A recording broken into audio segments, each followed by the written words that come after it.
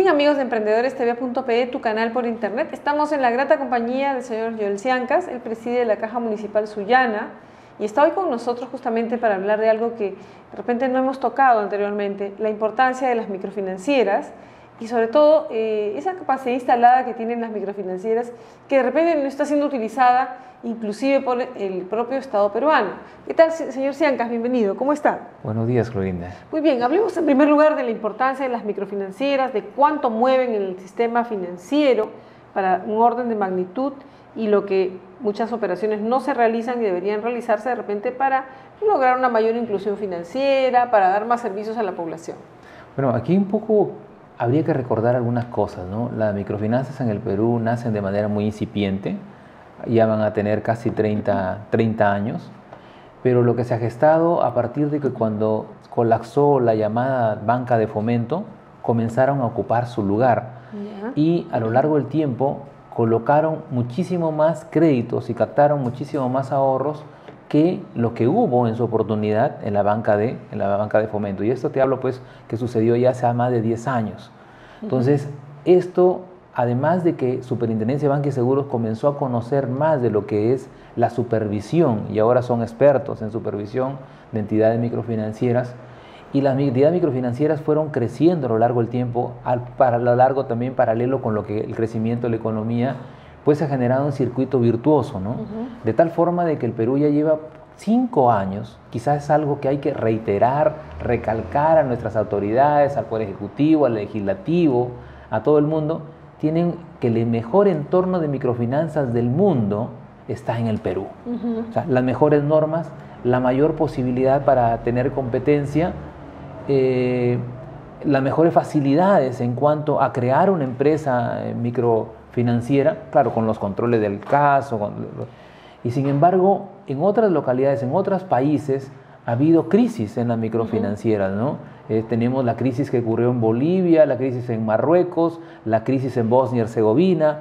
Y en el Perú, sin ponerle parámetros a las tasas de crédito, son más competitivas que cualquier otro país, para darnos idea. ¿Y eso por efectos de qué? Competencia pura, el mercado puro. Entonces, ¿cómo ha ayudado muchísimo eso? Entonces, el comprender que también en las microfinancieras, cómo las ha utilizado o no el Estado. Yo pienso que hay una subutilización. Solo el Fondo Mi Vivienda se ha preocupado que a través de algunas entidades microfinancieras colocar recursos.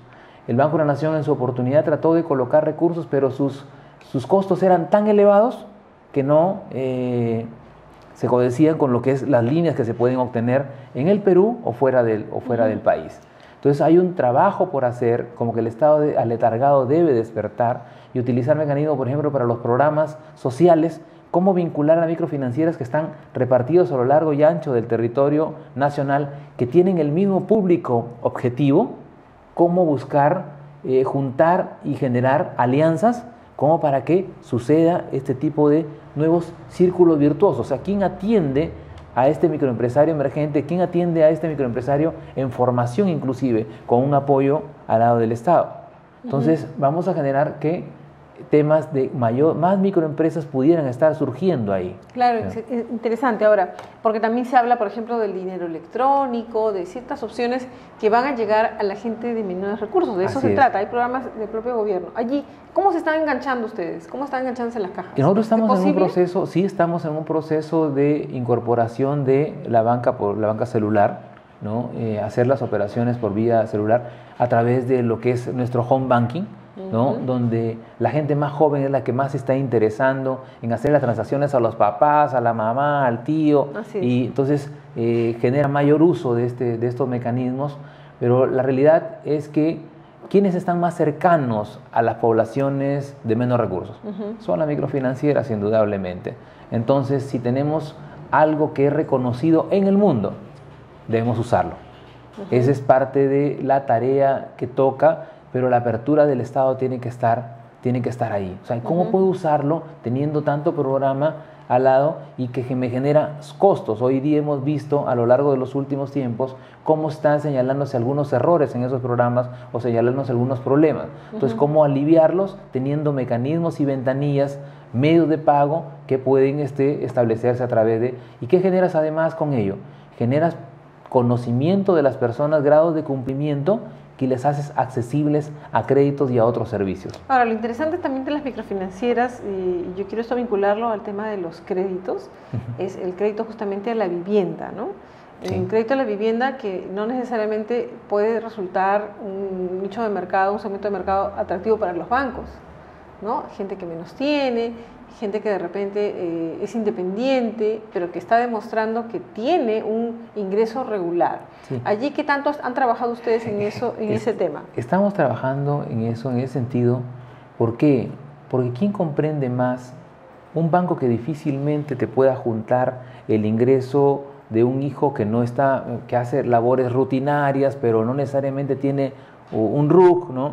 O el papá que hace una segunda labor, a lo mejor trabaja como dependiente y sin embargo tiene un ingreso adicional. De repente hace taxi, pues, ¿no? De repente hace taxi, este taxi a lo mejor hasta está cierta informalidad todavía en las provincias, hay más control acá en Lima, pero sin embargo ingresos que el banco no lo tiene como un referente real.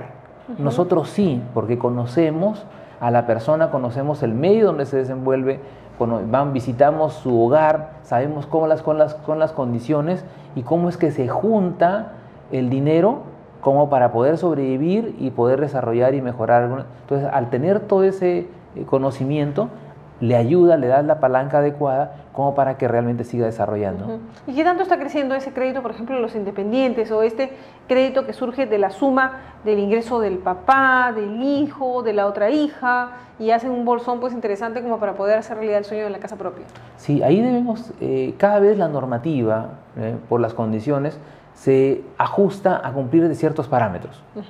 El día que cumplamos en estricto demasiados parámetros o alguien nos ponga la pauta tipo superintendencia u otros y dejemos de ver criterios, dejemos de ver posibilidades, dejemos de ver gente emergente, dejemos de ver ahí cierto nivel de riesgo, pero que sin embargo resultó muy bueno cuando se iniciaron las microfinanzas.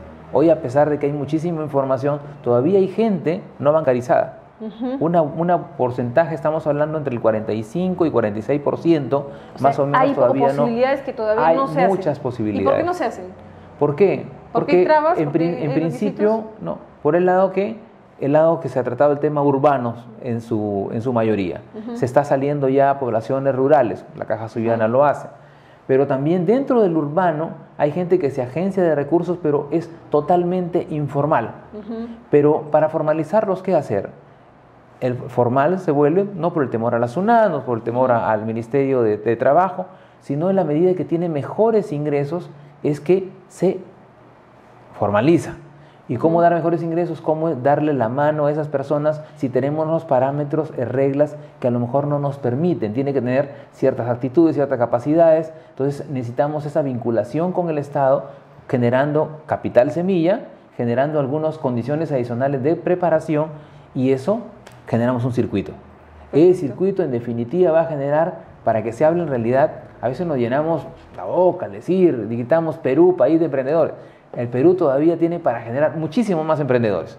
Estamos cortos en ese sentido todavía. Bien, señor Ciancas, gracias por estas reflexiones. Espero que las autoridades pues, se pongan las pilas y realmente traten el propio Estado de aprovechar más a las microfinancieras. Muchas gracias. Muy amable. Amigos, una pausa, continuamos con nuestra programación.